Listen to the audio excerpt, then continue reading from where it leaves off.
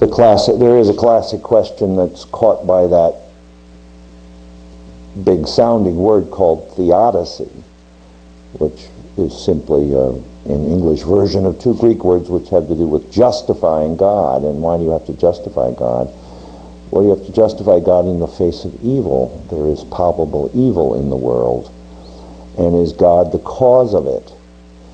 And the dilemma one faces, I suppose, is either that God isn't all-powerful, so that somebody else is causing the evil, or God is not all good.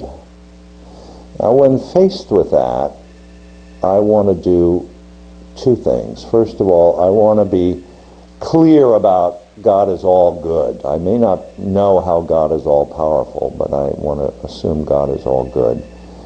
And secondly, I go to Job, the book of Job, where the answer that Job gets is not a philosophic answer.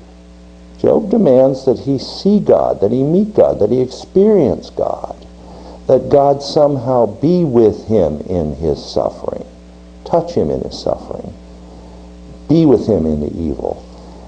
And that's all he gets, but that's all we're ever going to get. For me, that's the only answer we are going to get. As a Christian, somehow I believe in a God who can suffer, who isn't in that sense all-powerful, at least not in the way that we would ordinarily know how to do it. And that therefore God's goodness is not compromised because he also suffers with those who suffer evil. Now that's not going to be totally satisfactory to anybody, but that's as good as I can get. And maybe like Job, when God says to Job, you weren't there at the beginning, who are you to reckon it all? We have to face a little bit of silence and mystery in the face of great evil. Think of the Jews in the Holocaust. I mean, in a sense, one shouldn't even speak about it because it's such a mystery.